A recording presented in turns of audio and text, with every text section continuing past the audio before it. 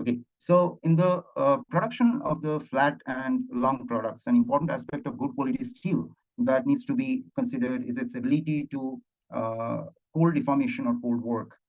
Now, so this is done taking into consideration that the structural integrity of the steel is maintained without cracking, wrinkling, or excessive thinning. So these are problems that we often come across during cold working of, hot roll billets.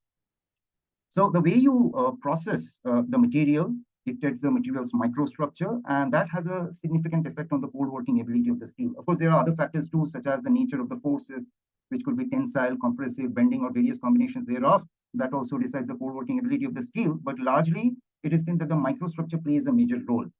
Now, as could be seen for these three different grades of steels, they are compositionally all identical, okay? But the way this has been processed has led to significant differences in the microstructure that is seen through differences in the distribution of the phases, and that led to significantly different set of properties. As for the ferritic steel, this shows a higher ductility and a lower strength, and that is because the ferrite grains somehow offers easy plastic deformation by easy slip dislocation movement on the slip planes. Though ferritic grains are not that slippy or that doesn't aid to plastic deformation like the FCC materials, but still it is the ferrite which actually impart some bit of ductility to the material, for which you see a longer tail that is kind of a representation of ductility. While on the other hand, the complex phase steel or the dual phase steel, that also shows a higher tail, a longer tail, but at the same time, you can see this has much higher strength.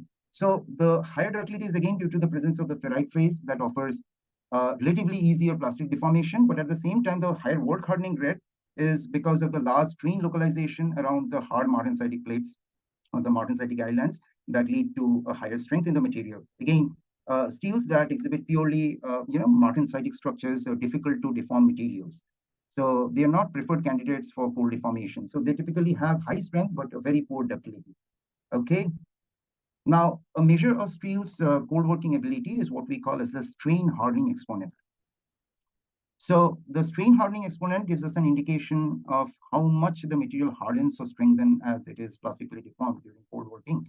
And this expression appears in the plastic strain, which is sigma is equal to K into epsilon to the power N.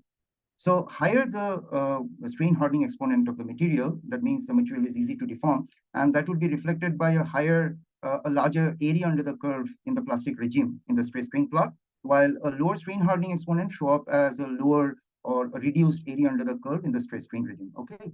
Now the slope of the logarithmic form of the true stress versus true strain is what we call as a strain hardening exponent.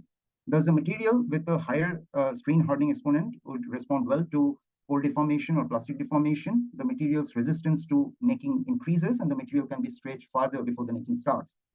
Now, this strain hardening exponent is very closely related to this ratio of tensile strength to yield strength, or what we call as the TS by YS ratio.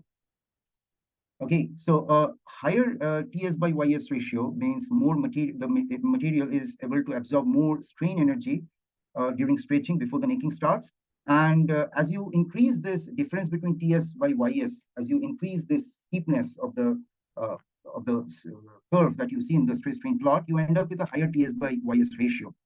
Therefore, a higher TS by YS ratio is also an indication of a higher cold working ability, while a lower TS by YS ratio, which is an indication of lower strain hardening exponent, means poor ductility or reduced ductility. Just let me admit more people. Just let me understand if I'm going too fast, text me. So I'll be, is my pace okay? Should I go in the same pace? Okay, thank you.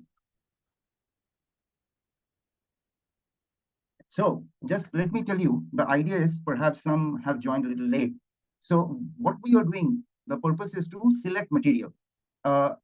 Many times we experience such crazy requests from customers that, yes, we need some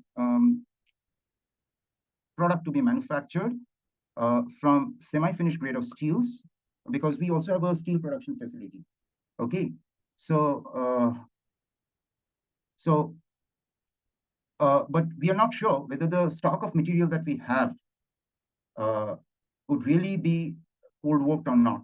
So there is always a question, because we kind of have some thousand different grades, but we really don't have clue that whether all these semi-finished steels are cold workable. Even they are cold workable, whether they can be put for deployment for final use in applications. So these are things which are not known to us. So what our team does, we actually look into the microstructure. We actually try to relate that with different mechanical behavior of this material, like fatigue strength, ultimate tensile strength, yield strength, and so on, to hardness tests, to bending fatigue tests, and a series of tests. So you can imagine that a lot of time, money is involved.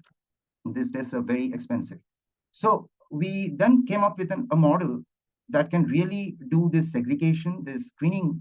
So the moment we get a request from a customer, which we call as an out of the sample grade, so the customer comes with the proposal, hey, we want to make a component using your semi-finished products, and this component has to be processed to several stages of cold working. Can we do it? Yes or no?